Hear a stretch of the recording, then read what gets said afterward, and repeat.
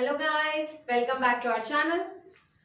Figure of speech में और दो फिगर ऑफ स्पीच हमारी पढ़ना बाकी है, उन्हें आज पढ़ते हैं। तो आज हम पढ़ने वाले हैं पैराडॉक्स एंड टॉटोलॉजी। अब पैराडॉक्स एंटीथेसिस के जैसा ही है थोड़ा बहुत। एंटीथेसिस में क्या होता है, एक ही सेंटेंस में दो ऑपोजिट, एग्जैक्टली अपोजिट वर्ड्स हमें दिखाई देते हैं। पैराडॉक्स में एक ही सेंटेंस में दो कॉन्ट्राडिक्टरी आइडियाज हमें नजर आएंगे, दो ऑपोजिट आइडियाज, दो कॉन्ट्राडिक्टरी आइडियाज जो एक में को अपोज करते हैं, जो एक में को कॉन्ट्राडिक्ट करते हैं, ऐसे आइडियाज हमें अब नजर आएंगे।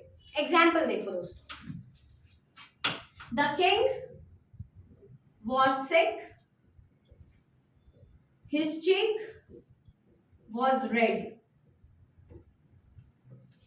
अब दोस्तों, जब भी कोई आदमी, जब भी कोई इंसान सिक होता है, बीमार होता है, तो उसकी पूरी स्किन पेल हो जाती है। अब यहां पे क्या बोला है कि राजा बीमार था, द किंग वॉज सिक, फिर भी उसके जो गाल थे वो लाल थे। His cheek was red. अब आदमी के चीक तभी रेड होते हैं जब वो हेल्दी होता है। तो यहाँ पे दो कॉन्ट्राडिक्टरी आइडियाज एक्सप्रेस की गई है कि राजा बीमार तो था बट उसके जो चीक थे वो रेड थे। अब ये कॉन्ट्राडिक्टरी आइडियाज है, ये एक में को अपोज करने वाली चीजें है, फिर भी वो एक ही सेंटेंस में अपीयर कर रही है। तो ऐसे फिगर ऑफ स्पीच को हम कहते हैं पैराडॉक्स। The wakeful dark. अब डार्क मतलब यहां पे बोला गया है नाइट, और वेकफुल मतलब ऐसी रात जो जगी हुई है, जो सोई नहीं है। अब रात को हम यूजुअली सोने के साथ एसोसिएट करते हैं, सो रात ये सोने के साथ एसोसिएट होती है, बट यहाँ पे ये जो डार्क है ये वेकफुल है, जगी हुई है। तो यहाँ पे भी दो कॉन्ट्राडिक्टरी आइडियाज है, दो अपोजिंग आइडियाज है। तो ऐसे सेंटेंसेस जिसमें दो कॉन्ट्राडिक्टरी आइडियाज या फिर दो अपोजिंग आइडियाज एक ही सेंटेंस में दिखाई गई है, एक्सप्रेस की गई है, उस फिगर ऑफ स्पीच को हम कहते हैं paradox. So paradox is similar to antithesis. आखिरी फिगर ऑफ स्पीच देखते हैं दोस्तों, tautology.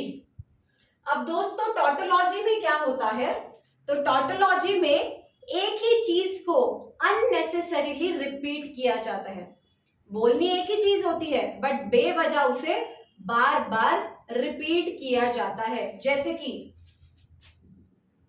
Singh of the filth and the dirt. अब यहां पे दोस्तों देखो, फिल्थ और डर्ट एक ही चीज है।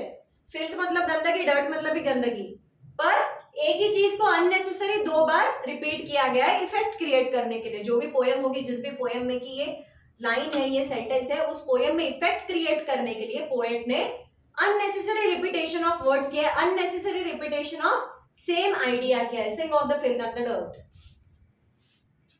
With his head bowed low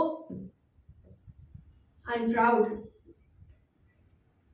अब यहां पे भी दोस्तों head bowed low मतलब भी अनप्राउड एंड अनप्राउड मतलब भी अनप्राउड। सर नीचे डाल के खड़ा था, उसका मतलब वो शर्मिंदा था। तो दोनों भी चीजों का मतलब एक ही होता है, बट फिर भी अननेसेसरीली एक ही चीज को दो बार रिपीट किया गया है। सो ऐसे फिगर ऑफ स्पीच जिसमें एक ही चीज को बार बार रिपीट किया जाता है, अननेसेसरीली रिपीट किया जाता है, उसे हम कहते हैं टॉटोलॉजी। सो आज हमने दो फिगर ऑफ स्पीच देखी, पैराडॉक्स। पैराडॉक्स में एक ही सेंटेंस में कंट्राडिक्टरी आइडियाज एक्सप्रेस किए होंगे। टॉटोलॉजी में एक ही चीज अननेसेसरीली बार बार रिपीट की गई होगी।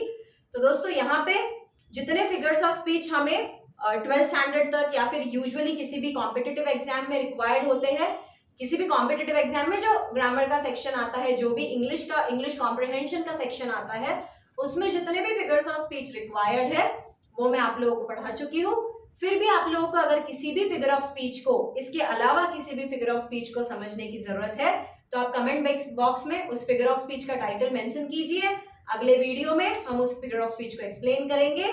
आगे की वीडियोस देखते रहिए, क्योंकि अब आगे हम और किसी टॉपिक को शुरुआत करेंगे। Stay tuned. Thank you.